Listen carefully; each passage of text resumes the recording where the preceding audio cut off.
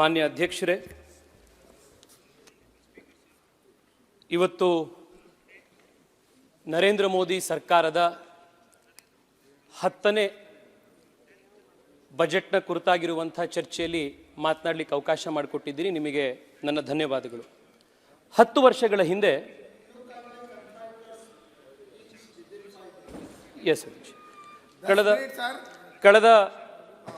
ಕಳೆದ 10 ವರ್ಷದ ಹಿಂದೆ ದೇಶದ ಆರ್ಥಿಕ ಪರಿಸ್ಥಿತಿ ಅತ್ಯಂತ ಚಿಂತಾಜನಕವಾಗಿತ್ತು. ವಿಶ್ವದ ಅತ್ಯಂತ 5 ಆರ್ಥಿಕವಾಗಿ ಹಿಂದುಳಿದಿರುವಂಥ ಅಥವಾ ಕಷ್ಟದಲ್ಲಿರುವಂಥ ದೇಶಗಳ ಪಟ್ಟಿಯಲ್ಲಿ ಭಾರತ ಇತ್ತು. ಫ್ರೆಜೈಲ್ 5 ಅಂತ ಭಾರತವನ್ನು ಕನ್ಸಿಡರ್ ಮಾಡಿದ್ರು. ಆದರೆ ಇವತ್ತು ಪ್ರಧಾನಮಂತ್ರಿ ನರೇಂದ್ರ ಮೋದಿ ಅವರ ಪರಿಶ್ರಮ, ದೂರದರ್ಶಿತ್ವದ ಯೋಜನೆಗಳ ಒಂದು ಫಲವಾಗಿ ಭಾರತ ಇವತ್ತು ವಿಶ್ವದ 5ನೇ ಅತಿ ದೊಡ್ಡ ಆರ್ಥಿಕ ಶಕ್ತಿಯಾಗಿ ಹೊರಹೊಮ್ಮಿದೆ.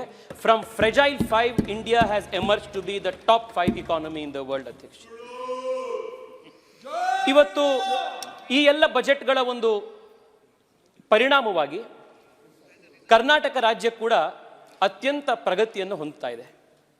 ಇವತ್ತು ನರೇಂದ್ರ ಮೋದಿಯವರು ಪ್ರಧಾನಮಂತ್ರಿಗಳು ಕರ್ನಾಟಕಕ್ಕೆ ಎಕ್ಸ್ಪ್ರೆಸ್ ವೇಗಳನ್ನು, ಹೈವೇಗಳನ್ನು, ಹೊಸ ಏರ್ಪೋರ್ಟ್ಗಳನ್ನು, ಹೊಸ ರೈಲ್ವೆ ಲೈನ್ಗಳನ್ನು, ರೈಲ್ವೆ ಎಲೆಕ್ಟ್ರಿಫಿಕೇಷನ್ನ, ಸ್ಮಾರ್ಟ್ ಸಿಟಿ ಪ್ರಾಜೆಕ್ಟ್ಗಳನ್ನು, ಅಮೃತ್ ಯೋಜನೆಯಡಿ ನಗರಗಳ ಉತ್ಥಾನವನ್ನು, ನಮ್ಮ ಗ್ರಾಮೀಣ ಭಾಗದ ಉತ್ಥಾನವನ್ನು, ಹೀಗೆ ಹಲವಾರು ರೀತಿಯಲ್ಲಿ ನರೇಂದ್ರ ಮೋದಿ ಸರ್ಕಾರದ ಪ್ರಯತ್ನದಿಂದಾಗಿ ಕರ್ನಾಟಕವೂ ಕೂಡ ಅಭಿವೃದ್ಧಿಯ ಪಥದಲ್ಲಿ ಬರ್ತಾ ಇದೆ. ಹಿಂದೆಂದೂ ಕೂಡ ಕರ್ನಾಟಕಕ್ಕೆ ಸಿಗದಲೇ ಇರುವಷ್ಟು ಅನುದಾನವನ್ನು ನರೇಂದ್ರ ಮೋದಿ ಅವರ ನೇತೃತ್ವದಲ್ಲಿ ಕರ್ನಾಟಕಕ್ಕೆ ಕಳೆದ 10 ವರ್ಷದಲ್ಲಿ ಸಿಕ್ಕಿದೆ. ಆದರೆ ಈ ಎಲ್ಲ ಸತ್ಯತೆಗಳು ಒಂದು ಕಡೆ ಇದ್ದರೆ, ಕರ್ನಾಟಕದ ಜನರನ್ನು ದಾರಿ ತಪ್ಪಿಸುವಂಥ ದಿಕ್ಕಿನಲ್ಲಿ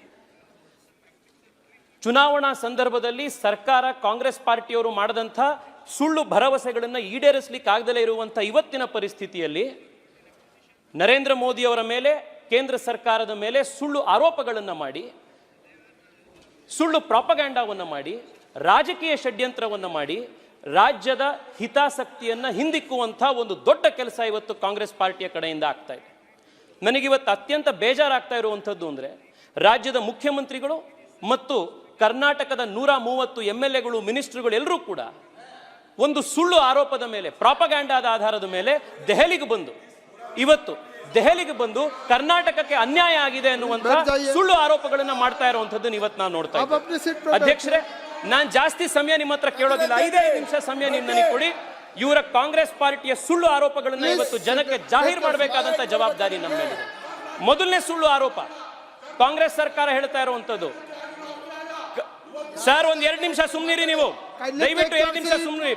ಸುರೇಶ್ ಅವರೇ, ದೇಶ ವಿಭಜನೆಯ ಮಾತನಾಡ್ತಾ ಇರುವಂತವ್ರು ನೀವು, ನಿಮಗೆ ಈ ಸಂಸತ್ನಲ್ಲಿ ಮಾತನಾಡೋ ಹಕ್ಕಿಲ್ಲ. ದಯವಿಟ್ಟು ಸುಮ್ ಕೂತ್ಕೊಳ್ಳಿ ನೀವು, ದಯವಿಟ್ಟು ಸುಮ್ ಕೂತ್ಕೊಳ್ಳಿ ನೀವು. ಇವತ್ತು ದೇಶದ ಅಧ್ಯಕ್ಷರೇ,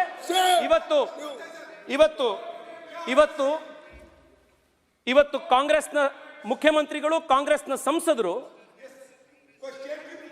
ದೇಶದ ಪ್ರತ್ಯೇಕತೆಯ ಬಗ್ಗೆ, ಕರ್ನಾಟಕದ ಪ್ರತ್ಯೇಕತೆಯ ಬಗ್ಗೆ, ಕರ್ನಾಟಕ ದಕ್ಷಿಣ ಭಾರತ ಪ್ರತ್ಯೇಕ ದೇಶ ಆಗಬೇಕು ಅನ್ನುವಂಥ ಪ್ರತ್ಯೇಕವಾದದ ಮಾತನಾಡ್ತಾ ಇದ್ದಾರೆ. ಯಾವ ಪಾರ್ಟಿ ನಾವು ದೇಶಕ್ಕೆ ಸ್ವಾತಂತ್ರ್ಯ ತಂದುಕೊಟ್ವಿ, ಮಹಾತ್ಮ ಗಾಂಧಿಯ ಪಾರ್ಟಿ ಅಂತ ತಮ್ಮನ್ನು ತಾವು ಕರ್ಕೊಳ್ತಾರೋ, ದೇಶ ಒಡೆಯುವಂತ ಮಾತನ್ನು ಇವತ್ತು ಕಾಂಗ್ರೆಸ್ ಪಾರ್ಟಿಯವರು ಮಾತನಾಡ್ತಾ ಇದ್ದಾರೆ. ನಾಚಿಕೆ ಆಗ್ಬೇಕು ಕಾಂಗ್ರೆಸ್ ಪಾರ್ಟಿಯವ್ರಿಗೆ. ಇವತ್ತು ಯಾವ ಸರ್, ದಯವಿಟ್ಟು ಸುಮ್ ಕೂತ್ಕೊಳ್ಳಿ. ನಿಮ್ ಬಂಡವಾಳ ಏನು ಅಂತ ದೇಶಕ್ಕೆ ಗೊತ್ತಿದೆ. ಇಡೀ ದೇಶಕ್ಕೆ ಕರ್ನಾಟಕದ ಇತಿಹಾಸ, ಕರ್ನಾಟಕದ ಮಣ್ಣಿನ ಗಂಧ ಗಾಳಿ ಗೊತ್ತಿರುವಂತವರಿಗೆ ಈ ಪ್ರತ್ಯೇಕತಾವಾದದ ಕೂಗು ಏನು, ಅದರ ವಿರುದ್ಧ ಯಾವ ರೀತಿ ಪ್ರತ್ಯೇಕತಾವಾದಕ್ಕೆ ಉತ್ತರ ಕೊಡಬೇಕು ಅಂತ ಕನ್ನಡಿಗರಿಗೆ ಗೊತ್ತಿದೆ. ಅಧ್ಯಕ್ಷರೇ, ಭಾರತ ಜನನಿಯ ತನುಜಾತೆ ಜಯ ಹೇ ಕರ್ನಾಟಕ ಮಾತೆ ಅಂತ ಹೇಳಿ ಕುವೆಂಪು ಅವರು ನಮಗೆ ಪಾಠ ಕಲಿಸ್ಕೊಟ್ಟಿದ್ರು. ಕರ್ನಾಟಕ ಯಾವುದು ಅಂತಂದ್ರೆ ಭಾರತ ಜನನಿಯ ಸುಪುತ್ರಿ ಆ ತನುಜಾತೆ, ಅವಳು ಕರ್ನಾಟಕ ಅಂತ ಕುವೆಂಪು ಅವರು ನಮಗೆ ಮಾರ್ಗದರ್ಶನ ಮಾಡಿಕೊಟ್ಟಿದ್ರು. ಇದು ಕರ್ನಾಟಕದ ಒಂದು ಸಂಸ್ಕೃತಿ, ಕರ್ನಾಟಕದ ಒಂದು ಮಹಿಮೆ. ಇದು ಅಷ್ಟೇ ಅಲ್ಲ, ನಮ್ಮ ರಾಷ್ಟ್ರಕವಿ ಕುವೆಂಪು ಅವರು, ಸುರೇಶ್ ಅವರೇ ದಯವಿಟ್ಟು ಕೇಳಿಸ್ಕೊಳ್ಳಿ, ಇದನ್ನ ದಯವಿಟ್ಟು ಕೇಳಿಸ್ಕೊಳ್ಳಿ. ರಾಷ್ಟ್ರಕವಿ ಕುವೆಂಪು ಅವರು, ಕಿವಿಗೆ ಹಾಕೊಳ್ಳಿ ದಯವಿಟ್ಟು.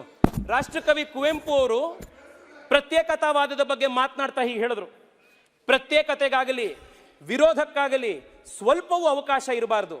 ಭರತಖಂಡದ ಮರದ ಬುಡ ಪ್ರಾಂತಗಳೇ ಅದರ ಕೊಂಬೆಗಳು. ಬುಡ ಕಡಿದ ಮೇಲೆ ಕೊಂಬೆಗಳು ಅಲ್ಲೇ ಇರುತ್ತವೆಯೇ? ನಾವು ಭಾರತೀಯರಾದುದರಿಂದ ಕನ್ನಡಿಗರಾಗಿದ್ದೇವೆ. ಭಾರತೀಯರಲ್ಲದವರು ಕನ್ನಡಿಗರೇ ಅಲ್ಲ. ಈ ಭಾವನೆಯನ್ನೆಂದೂ ಮರೆಯಬಾರದು. ಅದು ನಮ್ಮ ಜೀವನದ ಮೂಲ ಮಂತ್ರವಾಗಬೇಕು, ನಮ್ಮೆಲ್ಲ ವ್ಯವಹಾರಗಳ ಸೂತ್ರವಾಗಬೇಕು ಅಂತ ಕುವೆಂಪು ಅವರು ಹೇಳಿದ್ರು. ಕುವೆಂಪು ಅವರ ಆಶಯಕ್ಕೂ ಕೂಡ ಇವತ್ತು ಕಾಂಗ್ರೆಸ್ ಪಾರ್ಟಿ ಇವತ್ತು ವಿರೋಧವಾಗಿ ನಡ್ಕೊಳ್ತಾ ಇದೆ. ನಮ್ಮ ರಾಷ್ಟ್ರಕವಿ ಕುವೆಂಪು ಅವ್ರಿಗೂ ಕೂಡ ಪ್ರತ್ಯೇಕತಾವಾದದ ಮಾತನಾಡಿ ನೀವು ವಿರೋಧ ಮಾಡಿದ್ದೀರಿ, ಅಪಮಾನ ಮಾಡಿದ್ದೀರಿ. ಅಧ್ಯಕ್ಷರೇ ಇವತ್ತು ಮೈ ಟ್ಯಾಕ್ಸ್ ಮೈ ರೈಟ್ ಅನ್ನುವಂತ ಒಂದು ವಾದವನ್ನು ಇವತ್ತು ಕಾಂಗ್ರೆಸ್ ಪಾರ್ಟಿಯವರು, ಮುಖ್ಯಮಂತ್ರಿಗಳು ಇವತ್ತು ದೆಹಲಿಗೆ ಬಂದು ಇವತ್ತು ಮಾಡ್ತಾ ಇದ್ದಾರೆ. ಏನಿದು ಮೈ tax my right? What is this my tax my right? Karnataka ಕೇಂದ್ರಕ್ಕೆ ಇಷ್ಟು ದುಡ್ಡನ್ನು ಕೊಡ್ತಾ ಇದೆ, ಆದರೆ ಕರ್ನಾಟಕಕ್ಕೆ ನಾವು ಕಟ್ತಿರೋ ಅಷ್ಟು ದುಡ್ಡು ವಾಪಸ್ ಬರ್ತಾ ಇಲ್ಲ ಅನ್ನೋದು ಒಂದು ಫ್ಲಾಶಿಯಸ್ ಆರ್ಗ್ಯುಮೆಂಟ್ ಅವರು ಮಾಡ್ತಾ ಇರುವಂಥದ್ದು. ನಮ್ಮ ರಾಜ್ಯದಲ್ಲಿ ಕರ್ನಾಟಕದ ಬಜೆಟ್ನಲ್ಲಿ ಸುಮಾರು 55% ಕೊಡುಗೆ ಕೇವಲ ಬೆಂಗಳೂರು ಮಹಾನಗರದ ಬರುತ್ತೆ. ನಾನು ಬೆಂಗಳೂರಿನ MP. ನಾನು ಕರ್ನಾಟಕಕ್ಕೆ ಬೆಂಗಳೂರಿನ ಹೊರತಾಗಿ ಯಾವುದೇ ಬೆಂಗಳೂರಿನಲ್ಲಿ ಉತ್ಪಾದನೆಯಾಗುವಂಥ ಏನು ರೆವೆನ್ಯೂ ಇದೆ, ಟ್ಯಾಕ್ಸ್ ಏನಿದೆ, ಅದು ಕರ್ನಾಟಕಕ್ಕೆ, ಕಲ್ಯಾಣ ಕರ್ನಾಟಕಕ್ಕೆ ಹೋಗಬಾರ್ದು, ಅದನ್ನು ಉತ್ತರ ಕರ್ನಾಟಕಕ್ಕೆ ಹೋಗಬಾರ್ದು, ಅದನ್ನು ಕೋಲಾರಕ್ಕೆ ಬಳಸಬಾರ್ದು. ಈ ರೀತಿ ಆರ್ಗ್ಯುಮೆಂಟ್ ನಾನು ಮಾಡ್ಲಿಕ್ಕೆ ಸಾಧ್ಯ ಆಗುತ್ತಾ? ಈ ದೇಶ ಇವತ್ತು ನಡೀತಿರುವಂತಹ ಜವಾಬ್ದಾರಿ ರಾಜ್ಯ ಕೇಂದ್ರ ಸರ್ಕಾರಗಳದ್ದಿದೆ. ಈ ರೀತಿ ಮೈ ಟ್ಯಾಕ್ಸ್ ಮೈ ರೈಟ್ ಅನ್ನುವಂಥ ಆರ್ಗ್ಯುಮೆಂಟು ದೇಶದ ಸಂವಿಧಾನ ವಿರೋಧವಾಗಿರುವಂಥ ಆರ್ಗ್ಯುಮೆಂಟು, ದೇಶದ ಫೆಡರಲ್ ಸ್ಟ್ರಕ್ಚರಿಗೆ ವಿರುದ್ಧವಾಗಿರುವಂಥ ಆರ್ಗ್ಯುಮೆಂಟ್ ಅದು. ಈ ರೀತಿಯ ದೇಶ ವಿಭಜನೆ ಮಾನಸಿಕತೆಯನ್ನ, ಸಂವಿಧಾನ ವಿರೋಧಿ ಮಾನಸಿಕತೆಯನ್ನ ನಾವು ಖಂಡಿತವಾಗ್ಲೂ ಖಂಡಿಸಬೇಕಾಗಿರುವಂಥ ಸಮಯ ಬಂದಿದೆ. ತಮ್ಮಂತಾವು ಬಾಬಾ ಸಾಹೇಬ್ ಅಂಬೇಡ್ಕರ್ ಬಹಳ ದೊಡ್ಡ ಅನುಯಾಯಿ ಅಂತ ಕಾಂಗ್ರೆಸ್ನವರು, ಮುಖ್ಯಮಂತ್ರಿಗಳು ಕರ್ಕೊಳ್ತಾರೆ. ಬಾಬಾ ಸಾಹೇಬ್ ಅಂಬೇಡ್ಕರ್ ಏನ್ ಹೇಳಿದ್ರು ಕೋಆಪರೇಟಿವ್ ಫೆಡರಲಿಸಂ ಬಗ್ಗೆ? ಬಾಬಾ ಸಾಹೇಬ್ ಅಂಬೇಡ್ಕರ್ನ ಸೋಲಿಸಿದಂತಹ ಪಾರ್ಟಿಯವರು ಇವರು. ಅದಕ್ಕೆ ಸಂವಿಧಾನದ ಕೋಆಪರೇಟಿವ್ ಫೆಡರಲಿಸಂನ ಆಶಯಕ್ಕೂ ವಿರುದ್ಧವಾಗಿ ಇವತ್ತು ನಡ್ಕೊಳ್ತಾ ಇರುವಂಥದ್ದು. ಅಧ್ಯಕ್ಷರೇ ಈ ಇಡೀ ಲಾಜಿಕ್ ಏನಿದೆ, ಮೈ tax my right, I want to take a minute to explain to you, Adhyakji, why this is a illogical argument. ಇವತ್ತು ಬೆಂಗಳೂರಿನಲ್ಲಿ ಮ್ಯಾಕ್ಸಿಮಮ್ ಹಣ ಬೆಂಗಳೂರಿನ ಮಹದೇವಪುರ, ಬೆಂಗಳೂರಿನ ಬೊಮ್ಮನಹಳ್ಳಿ 2-3 ಏರಿಯಾಗಳಿಂದ ಬರುತ್ತೆ.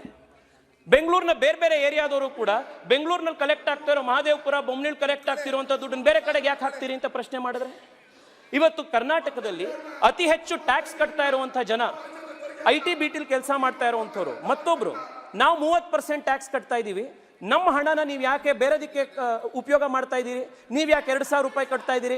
ನಮ್ಮ ಹೆಂಡತಿಗೆ, ನಮ್ಮ ಮನೆಯವ್ರಿಗೆ ಯಾಕೆ 2,000 ರೂಪಾಯಿಗೆ ಅವಕಾಶ ಇಲ್ಲ ಅಂತ ಅವ್ರು ಕೇಳಿದ್ರೆ, ಯಾರನ್ನು ನಾವು ಸಮಾಜವಾದಿ ಅಂತ ತಮ್ಮಂತಾವು ಕರ್ಕೊಳ್ತಾ ಇದ್ದಾರೋ, ರೀಡಿಸ್ಟ್ರಿಬ್ಯೂಷನ್ ಆಫ್ ವೆಲ್ತ್ನೇ ಸಮಾಜವಾದದ ಬುನಾದಿ ಅಂತ ಯಾರು ಚುನಾವಣೆ ಮಾಡಿದ್ರೋ, ಯಾರು ಅಧಿಕಾರಕ್ಕೆ ಬಂದ್ರೋ, ಆ ಸಮಾಜವಾದಿಗಳು ಇವತ್ತು ಮೈ ಟ್ಯಾಕ್ಸ್ ಮೈ ರೈಟ್ನ ಮಾತನಾಡ್ತಾ ಇದ್ದಾರೆ.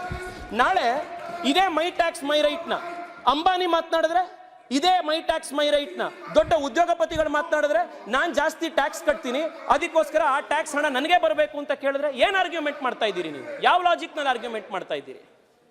ಅಧ್ಯಕ್ಷರೇ, ಇವತ್ತು ರಾಜನಾಥ್ ಸಿಂಗ್ ಜಿ ಅವರು ನಮ್ಮ ಎದುರುಗಡೆ ಕೂತಿದ್ದಾರೆ, ದೇಶದ ರಕ್ಷಣಾ ಸಚಿವರು.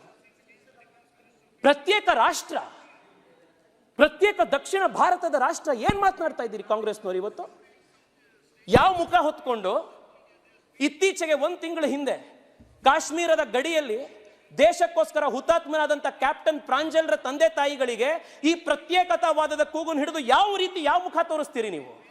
ನಮ್ಮ ಕರ್ನಾಟಕದ ಮಡಿಕೇರಿಯಲ್ಲಿ, ಕರ್ನಾಟಕದ ಬೆಳಗಾಂನಲ್ಲಿ, ಕರ್ನಾಟಕದ ಬಿಜಾಪುರದಲ್ಲಿ, ಸೆಂಟ್ರಲ್ ಪ್ಯಾರಾಮಿಲಿಟರಿ ಫೋರ್ಸಸ್ನಲ್ಲಿ, ಆರ್ಮಿಯಲ್ಲಿ ಮನೆಯಿಂದ ಯುವಕರು ಇವತ್ತು ದೇಶಕ್ಕೆ ಕೆಲಸ ಮಾಡ್ಲಿಕ್ಕೆ ಹೋಗ್ತಾ ಇದ್ದಾರೆ. ಆ ದೇಶದ ಗಡಿ ಭಾಗವನ್ನು ಕಾಪಾಡ್ತಾ ಇರುವಂತಹ ಯುವಕರಿಗೆ ಮುಖ್ಯಮಂತ್ರಿಗಳು, ಕಾಂಗ್ರೆಸ್ ಪಾರ್ಟಿಯವರು ಯಾವ ಮುಖ ಹಿಡ್ಕೊಂಡು ಪ್ರತ್ಯೇಕತಾವಾದದ ಮಾತನಾಡಿರುವಂತವರು ಯಾವ ಮುಖ ಹಿಡ್ಕೊಂಡು ನೀವು ಇವತ್ತು ಅವ್ರನ್ನ ಹೋಗಿ ಮಾತನಾಡಿಸ್ತೀರಿ? ಅಧ್ಯಕ್ಷರೇ, for the benefit of this house and for the benefit of this nation, I also want to bring to the attention of the country a very important historical fact about what is the culture, the inherent nature, the nationalist DNA of the Kannada people. Adhyakji, it gives me immense pride to state that when right after 1947 the country got independence and multiple princely states were there in India and they all had to merge to become the Indian Union, the first princely state to voluntarily accede to the Indian Union was my state of Karnataka, the Mysuru state. ನಮ್ಮ ರಾಜ್ಯದು ಇಡೀ ದೇಶದ ಜೊತೆಗೆ ಒಂದಾಗಿದ್ದು ಕರ್ನಾಟಕ ರಾಜ್ಯ, ಮೈಸೂರು ರಾಜ್ಯ. ಅಷ್ಟೇ ಅಲ್ಲ ಸುರೇಶ್ ಅವರೇ, ದಯವಿಟ್ಟು ಕೇಳಿಸ್ಕೊಳ್ಳಿ. ತಾವು ಹಳೆ ಮೈಸೂರು ಭಾಗದಿಂದ ಬರ್ತೀರಿ, ದಯವಿಟ್ಟು ಇದನ್ನು ಕೇಳಿಸ್ಕೊಳ್ಳಿ. ಯಾವಾಗ ಸರ್ದಾರ್ ಪಟೇಲ್ರು ದೇಶದ ಎಲ್ಲ ಕಡೆ ಸಂವಿಧಾನ ಈ ಪ್ರಿನ್ಸ್ಲಿ ಸ್ಟೇಟ್ಗಳ ಹತ್ರ ಹೋಗಿ ರಾಜ್ಯಗಳನ್ನು ಹೋಗಿ ಏಕತೆ ಮಾಡುವಂತ ಒಂದು ಕೆಲಸಕ್ಕೆ ಹೋಗಿದ್ರು, ಅವಾಗ ಸರ್ದಾರ್ ಪಟೇಲ್ರಿಗೆ ಏರೋಪ್ಲೇನ್ ನ ಕೊಟ್ಟು ಆ ಏರೋಪ್ಲೇನ್ ನ ಟ್ಯಾಕ್ಸ್ ಕೂಡ ಕಟ್ಟಿದ್ದು, ಆ ಏರೋಪ್ಲೇನ್ ನ ವ್ಯವಸ್ಥೆ ಮಾಡಿಕೊಟ್ಟಿದ್ದು ಕೂಡ ಮೈಸೂರು ಮಹಾರಾಜರು ಮಾಡಿಕೊಟ್ಟಿದ್ದು, ದೇಶದ ಏಕತೆಗೋಸ್ಕರ ಮಾಡಿಕೊಟ್ಟಿದ್ದು. ಇದು ಭಾರತದ ಕನ್ನಡಿಗರ ಒಂದು ದೇಶದ ಬಗ್ಗೆ ಇರುವಂತಹ ಅಭಿಮಾನ. ಅಧ್ಯಕ್ಷರೇ, 2-3 ಅಂಶಗಳಲ್ಲಿ ನಾನು ಕಾಂಗ್ರೆಸ್ನವರಿಗೆ ಕೇಳಲಿಕ್ಕೆ ಇಚ್ಛೆ ಪಡ್ತೇನೆ. ನಿಮ್ಮ ಈ ಮೈ ಟ್ಯಾಕ್ಸ್ ಮೈ ರೈಟ್ ಆರ್ಗ್ಯುಮೆಂಟ್ ಅನ್ನ ನೀವು ಎಕ್ಸ್ಟೆಂಡ್ ಮಾಡ್ತಾ ಹೋದ್ರೆ ದೇಶ ನಡೆಯಕ್ಕೆ ಸಾಧ್ಯನಾ? ಕರ್ನಾಟಕ ನಡೆಯಕ್ಕೆ ಸಾಧ್ಯನಾ? ಇವತ್ತು ಪ್ರಹ್ಲಾದ್ ಜೋಶಿ ಸಾಹೇಬರು ಕೂತಿದ್ದಾರೆ, ಕಲ್ಲಿದ್ದಲಿನ ಮಂತ್ರಾಲಯದವರು. ಕರ್ನಾಟಕದ ಇಂಡಸ್ಟ್ರಿಗಳಿಗೆ ಜಾರ್ಖಂಡ್ನಿಂದ, ಛತ್ತೀಸ್ಗಢ್ನಿಂದ, ಮಧ್ಯಪ್ರದೇಶದಿಂದ, ಇವತ್ತು ಬಿಹಾರದಿಂದ, ಒಡಿಸ್ಸಾಯಿಂದ ಇವತ್ತು ಕಲ್ಲಿದ್ದಲು ಬ್ಲಾಕ್ಗಳನ್ನು kindly conclude your speech. just 2 more minutes. No 2 minutes, you conclude. ಕಲ್ಲಿದ್ದಲು ಬ್ಲಾಕ್ಗಳನ್ನು ಇವತ್ತು ಹರಾಜು ಮಾಡಿ ಕೊಟ್ಟಿದ್ದಾರೆ. ಪ್ರತಿ ಮೆಟ್ರಿಕ್ ಟನ್ ಮೇಲೆ 4,000 ರೂಪಾಯಿಯ ಸಬ್ಸಿಡಿ ಕೇಂದ್ರ ಸರ್ಕಾರ ಕೊಡ್ತಾ ಇದೆ. ಅದರಿಂದ ಇವತ್ತು ಕರ್ನಾಟಕಕ್ಕೆ ವಿದ್ಯುತ್ ಜನರೇಟ್ ಆಗ್ತಾ ಇದೆ. ಇವತ್ತು ಮೈ ಟ್ಯಾಕ್ಸ್ ಮೈ ಕಂಟ್ರಿ ಅಂತ ಹೇಳಿ ಕೋಲ್ನ ಪ್ರೊಡ್ಯೂಸ್ ಮಾಡುವಂತ, ಕಲ್ಲಿದ್ದಲು ಪ್ರೊಡ್ಯೂಸ್ ಮಾಡುವಂತ ಬಿಹಾರ, ಜಾರ್ಖಂಡ್ ಇವರೆಲ್ಲರೂ ಕೂಡ ನಮ್ಮ ಕಲ್ಲಿದ್ದಲು ನಾವು ಕರ್ನಾಟಕ ಕೊಡೋದಿಲ್ಲ ಇದನ್ನ ಅಂತ ಕೂತ್ರೆ ದೇಶ ನಡೆಯಕ್ಕೆ ಸಾಧ್ಯ ಇದೆಯಾ? ಅಧ್ಯಕ್ಷರೇ, ಅಧ್ಯಕ್ಷರೇ, 1 second. Kindly conclude. Narendra Modi ಸರ್ಕಾರ ಕರ್ನಾಟಕದ ಸಾವಿರಾರು ಜನ ಯುವಕರನ್ನ ವಿಶ್ವದ ಮೂಲೆಗಳಲ್ಲಿ ಯುಕ್ರೇನ್ನ ಯುದ್ಧದ ಸಂದರ್ಭದಲ್ಲಿ, ಯೆಮೆನ್ನ ಯುದ್ಧದ ಸಂದರ್ಭದಲ್ಲಿ, ಕೋವಿಡ್ನ ಸಂದರ್ಭದಲ್ಲಿ ವಂದೇ ಭಾರತ್ ಮಿಷನ್ ನಲ್ಲಿ ಸಾವಿರಾರು ಜನ ಭಾರತೀಯರನ್ನ, ಕನ್ನಡಿಗರನ್ನ ವಾಪಸ್ ಸುರಕ್ಷಿತವಾಗಿ ಕರ್ಕೊಂಡು ಬಂದ್ರಲ್ಲ, ಇದು ಕನ್ನಡಿಗರು ಅಂತ ನೋಡಿದ್ರ, ಭಾರತೀಯರು ಅಂತ ನೋಡಿದ್ರ, ದೇಶದ ನಾಗರಿಕರು ಅಂತ ಹೇಳಿ ನರೇಂದ್ರ ಮೋದಿ ಸರ್ಕಾರ ಪ್ರತಿಯೊಬ್ಬ ಕನ್ನಡಿಗರನ್ನು ವಾಪಸ್ ಕರ್ಕೊಂಡು ಬಂತು. Thank you very much. Thank you. Kindly conclude. अभी मैं मंत्री जी का नाम पुकारता हूँ. ಇವತ್ತು ಕರ್ನಾಟಕದ ಪ್ರತಿ ರೈತರಿಗೆ, ದೇಶದ ಪ್ರತಿ ರೈತರಿಗೆ, ಕರ್ನಾಟಕದ ರೈತರಿಗೆ, ದೇಶದ ರೈತನಿಗೆ ಪ್ರತಿ DAP ಚೀಲದ ಮೇಲೆ, ಪ್ರತಿ ಯೂರಿಯಾದ ಚೀಲದ ಮೇಲೆ 2,000 ರೂಪಾಯಿ ಕೇಂದ್ರ ಸರ್ಕಾರದ ಸಬ್ಸಿಡಿ ಬರ್ತಾ ಇದೆ. Honorable Minister श्रीमती निर्मला सीतारमण जी, हो गया अभी.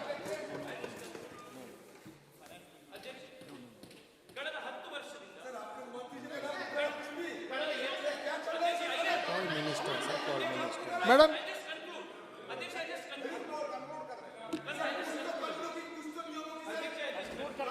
कंक्लूड कीजिए जल्दी.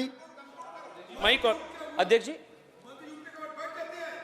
जी kindly conclude last it 10 years in 1 or 2 sentences. अध्यक्ष, I just conclude in 1 minute. ಅಧ್ಯಕ್ಷ, ಕಳೆದ 5 ವರ್ಷದಿಂದ ನಿರಂತರವಾಗಿ Karnataka is on the top of the FDI chart. The reason is the Prime Minister's Make in India, Digital India, the Prime Minister's foreign policy success.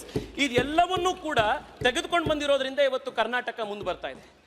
ಹೀಗೆ ಒಂದು ಒಕ್ಕೂಟ ವ್ಯವಸ್ಥೆಯಲ್ಲಿ, ಸಂವಿಧಾನದ ಫೆಡರಲ್ ಸ್ಟ್ರಕ್ಚರ್ನಲ್ಲಿ ಕೆಲಸ ಮಾಡ್ತಾ ಇರುವಂತಹ ಒಂದು ಪಾರ್ಟಿ, ಒಂದು ಸರ್ಕಾರ Thank you very much. ಈ ರೀತಿ ಮಾತನಾಡುವ Honorable Finance Minister Shrimati Nirmala ji.